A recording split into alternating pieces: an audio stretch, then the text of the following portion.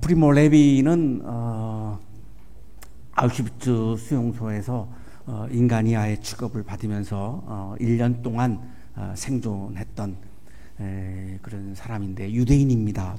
이탈리아 토리노 대학을 화학과를 수석으로 졸업을 해서 장래가 아주 촉망되는 그런 청년이었는데 법을 어긴 게 없죠.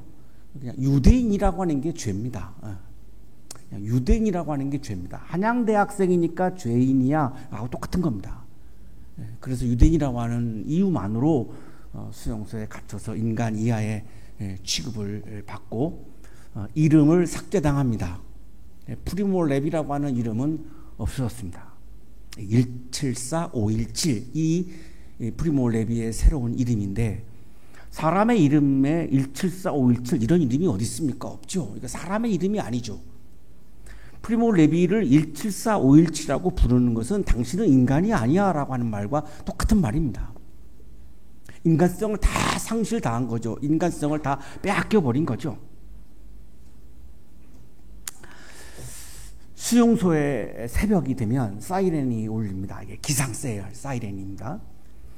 그리고 악대의 연주가 됩니다. 이게 아주 되게 이제 독일 민요였고 사람들이 잘 익히 알고 있는 그런 노래가 연주가 되는데 그러면 우리는 대부분 흥얼흥얼 해가지고 노래를 부르게 되죠. 저도 오늘 이 바하의 그냥 워낙 유명한 노래여서 저도 굉장히 좋아하는 노래니까 흥얼흥얼 하게 되는 겁니다.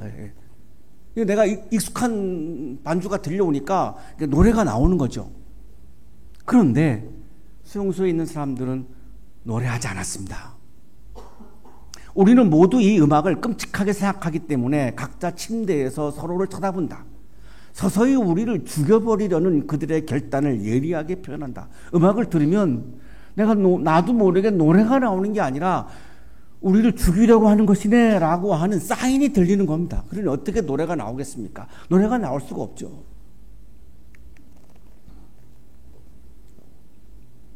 그들은 노래를 멈추었습니다. 그리고 언어를 멈추었습니다. 이름도 멈추었습니다. 인간성도 멈추었습니다. 왜 노래를 멈췄을까요? 노래는 인간의 고유의 것이죠. 인간만이 노래합니다. 아무리 침팬지가 IQ가 높아도 노래 못합니다. 걔가 어떻게 C, C# 이런 음정을 어떻게 압니까? 침팬지가 무슨 왈츠, 보사노바 이런 리듬을 어떻게 알아요?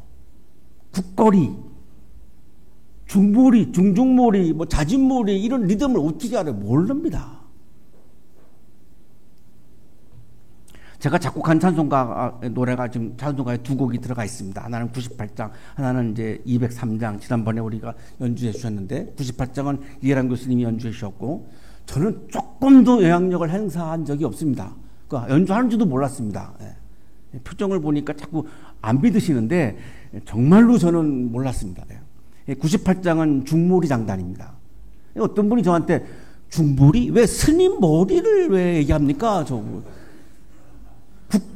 203장은 굿거리인데 왜 굿할 때 하는 이 굿거리를 왜 찬송가로 쓰십니까? 저한테 그러는데 굿거리는 굿하고 아무런 관계가 없습니다. 무당벌레하고 무당이 무슨 관계가 있습니까? 중머리하고 스님의 머리가 무슨 관계가 있습니까? 아무 관계가 없습니다. 그런 건 정말로 무식한 이야기죠. 소리의 빛깔 화성? 원숭이가 이 화성을 어떻게 알아요? 우리 김짜르트 화성 쓰는 거 보고 놀랐는데요. 천재예요, 천재. 음악은 인간만이 할 수 있는 거죠. 음악을 멈췄다라고 하는 거는 내 인간성이 상실됐다라고 하는 거를 말하는 겁니다. 노래가 안 나오는 거죠. 우리 교수님들이 매 학기 중간체플 때 봉헌송을 하시는데 지난주에 안 하시겠다고 그러더라고요. 왜요? 그랬더니 준비가 안 됐다고. 제가 준비가 안 됐어도 좀 해주세요 부탁을 드렸습니다. 그 이유가 뭐였느냐면 노래를 멈춘다는 것은 인간이 아님을 드러내는 거기 때문에 그렇습니다. 노래가 멈추는 거는 인간성이 끝났다는 것을 말하는 거기 때문에 도저히 저는 그거를 받아들일 수 없었어요. 준비가 안 됐어도 하셔야 된다고. 우리 성가대원들이 한 학기 동안 열심히 이렇게 봉사를 해주셨는데, 이 성가대원의 이 봉사하는 의미가 뭐냐면, 여기 와서 노래를 한다라고 하는 거는 나는 인간이야 라고 하는 선언을 하는 겁니다. 한 학기 동안. 내가 인간이니까 나를 인간 이하 취급하지 마요 라고 하는 그런 인간의 권리 선언이 이 노래하는 겁니다. 이게 그냥 단순히 노래를 부르는 게 아닙니다. 연주자들이 노래를 부른다라고 하는 것은 우리는 인간입니다라고 하는 인권 선언과 같은 겁니다. 수용소에서 무슨 노래를 부르겠습니까?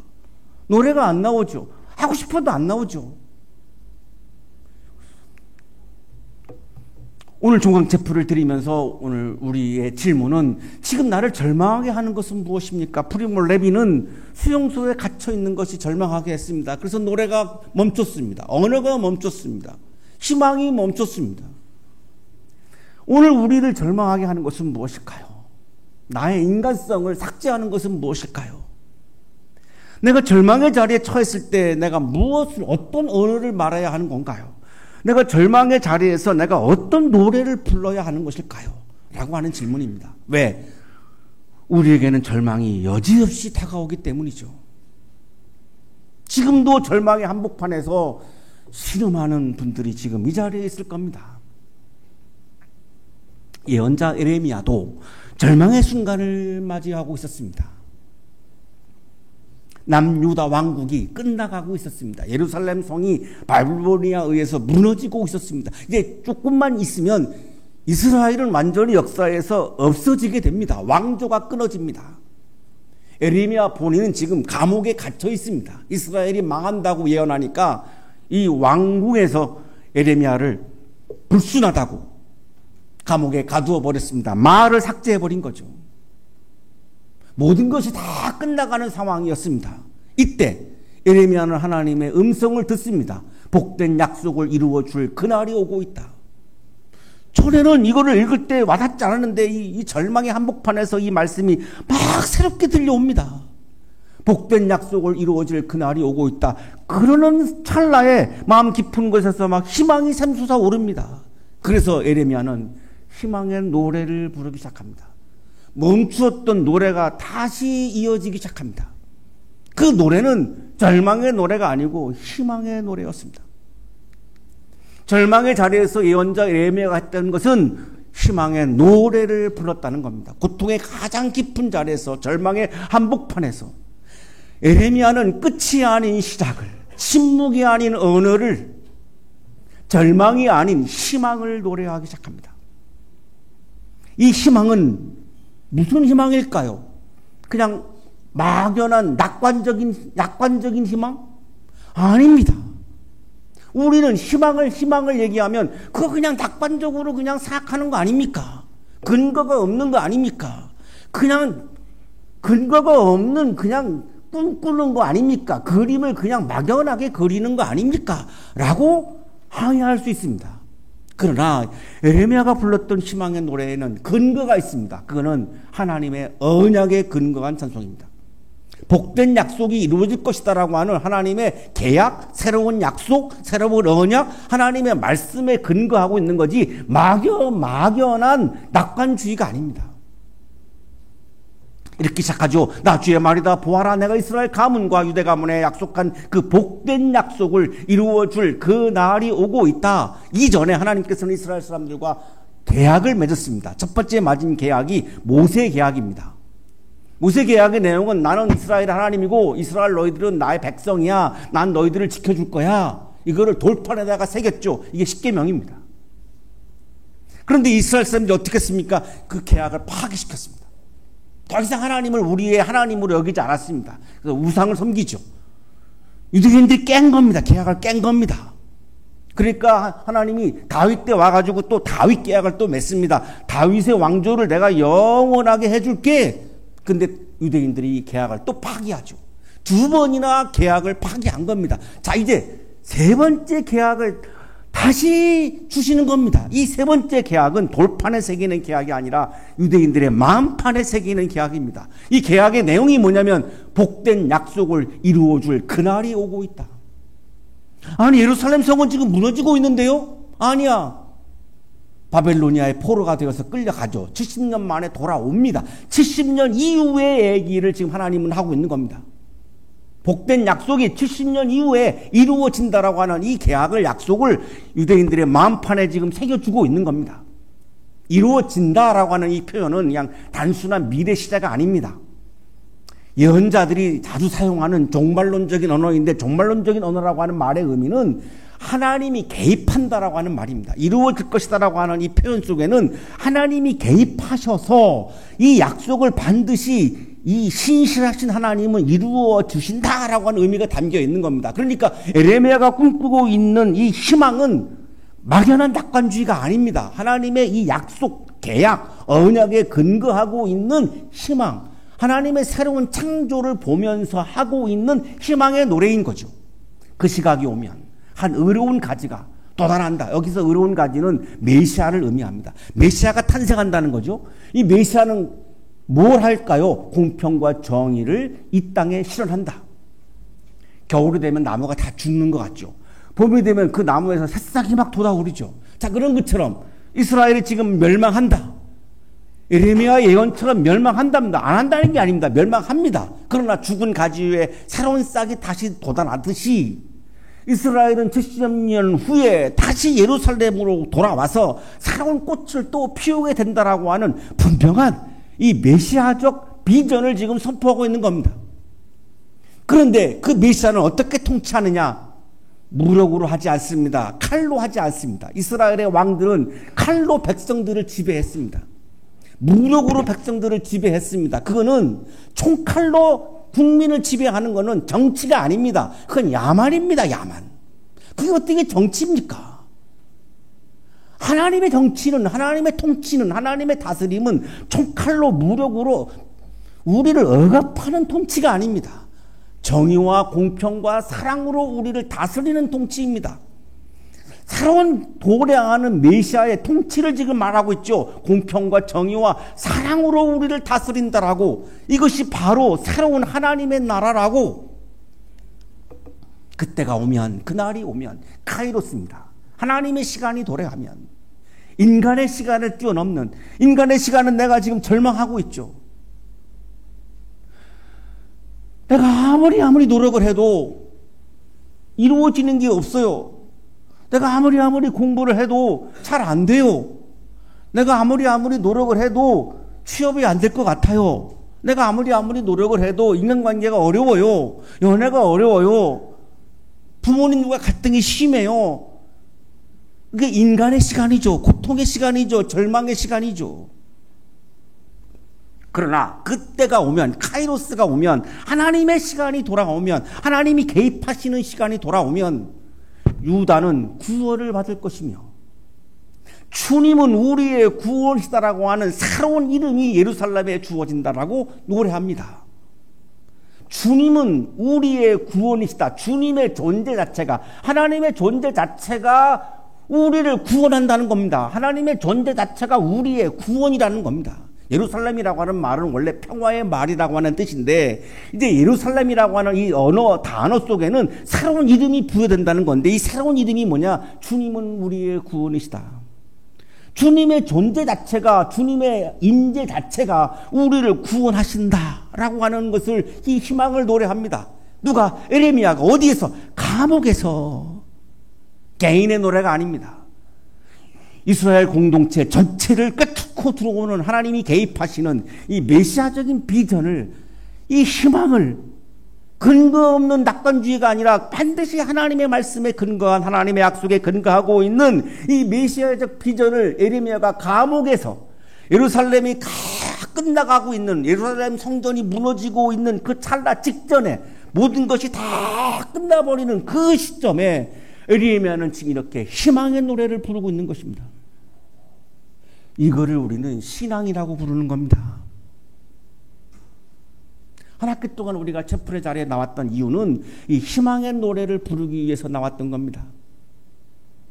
아우슈비츠 수용소에서 어느 날 밤 나치 병사들이 한 어린 유대인 소녀를 총살하려고 끌고 갑니다. 이 아이가 공포 속에서 조용히 입술을 움직입니다. 뭘 중얼거리니? 아이가 떨리는 소리로 말합니다. 시편을 외우고 있어요. 시편은 노래입니다.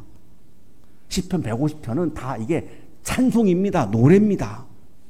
그냥 시가 아닙니다. 인류 최초의 찬송가가 시편입니다. 시편을 외우고 있어요. 저는 노래하고 있어요. 주는 나의 목자시니 내가 부족함이 없으리로다. 여호와는 나의 목자시니 내가 부족함이 없으리로다라고 이 아이가 찬송 노래를 부릅니다. 병사 하나가 비웃죠. 그 하나님이 널 지금 구해줄 수 없을 거야. 아이는 계속해서 노래를 부르죠. 내가 사망의 음침한 골짜기를 다닐지라도 주께서 나와 함께 하시니. 그리고 총성이 울립니다.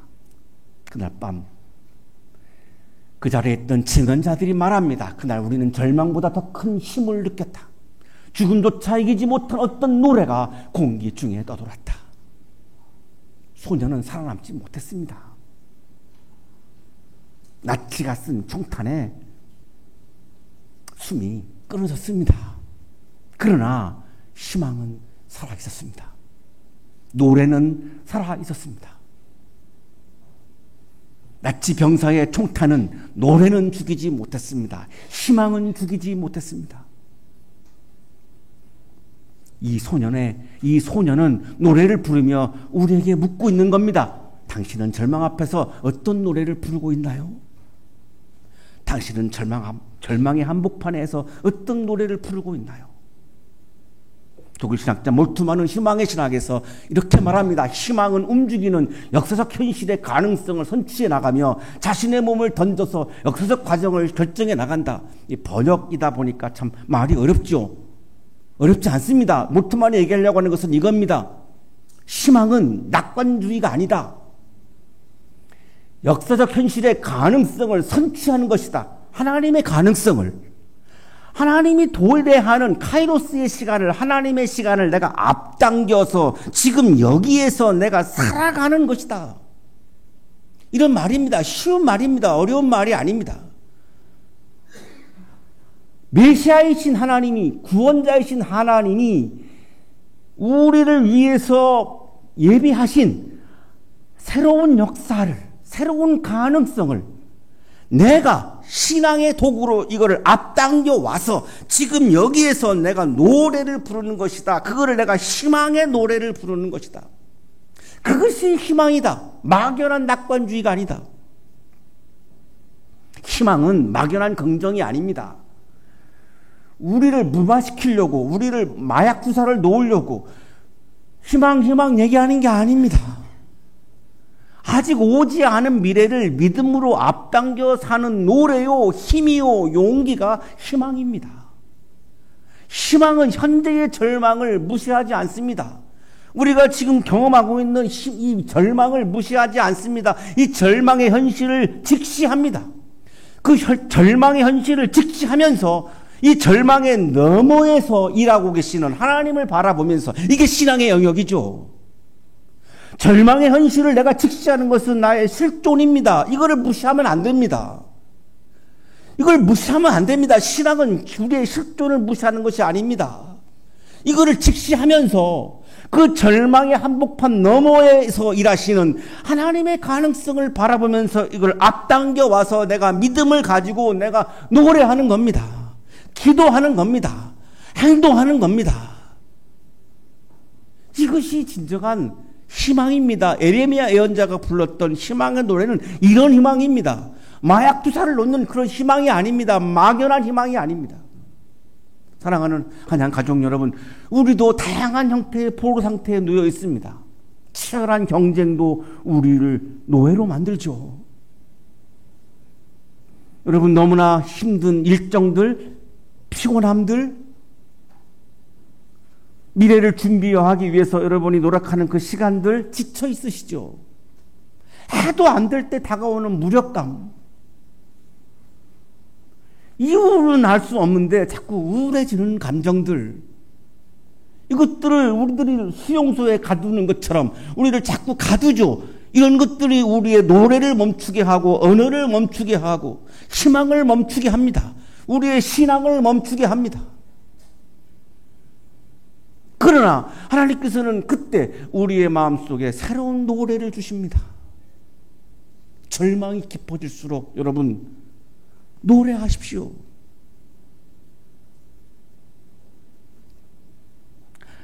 저는 저의 인간성이 무너질 때, 저의 인간성에 존중받지 못해서 너무나 마음이 힘들 때 저는 노래합니다.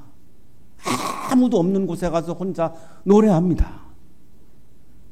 절망을 이기는 저의 유일한 도구는 노래입니다.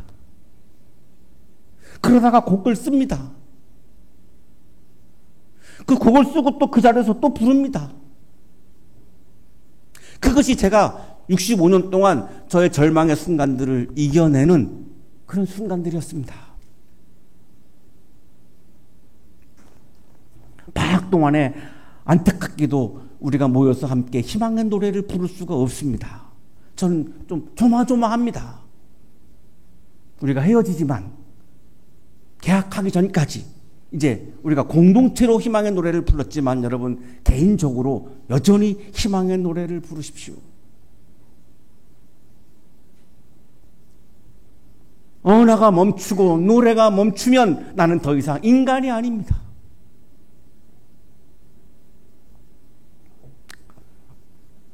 오늘 찬양 인도를 해주신 김희찬님 아까 박수를 내가 빠뜨렸네요. 오늘따라 굉장히 표정도 밝고 찬양 인도도 굉장히 활기차게 하는 걸 느꼈어요. 그래서 내가 속으로 오늘이 마지막이어서 저렇게 홀가분해서 저러시나 상처받았어요. 잠시 후에 진짜 이유를 알았어요. 오늘 생일이죠. 오늘 태어난 날이에요. 희찬이라고 하는 이름이 이 세상에 존재하기 시작한 날이에요. 그러니 얼마나 기뻤을까요, 본인이. 그래서 찬양인도가 오늘 달랐던 거죠. 오늘 생일 맞죠? 아무도 안 챙겨줬죠? 즐겁게 노래 부르잖아요. 이것이 우리가 절망을 이길 수 있는 힘입니다. 이 채플의 자리가 여러분의 삶 속에서 그 희망의 노래를 부르는 출발점이 되기를 기도합니다. 한 학기 동안 정말로 수고 많으셨습니다. 쉽지 않은데 이 채플의 자리에 나오는 것이 정말로 쉽지 않은데 여러분 너무너무 수고 많으셨습니다. 가을 학기에 다시 만나서 함께 모여서 우리가 희망의 노래를 부를 수 있게 되기를 소망합니다. 여러분의 삶 가운데 주님은 우리의 구원이시다라고 하는 노래가 날마다 울려 퍼지기를 기도합니다. 그 노래가 여러분을 절망의 자리에서 다시 일으켜 세우고 이 시대를 밝히는 희망의 불빛이 되시기를 간절히 축원합니다.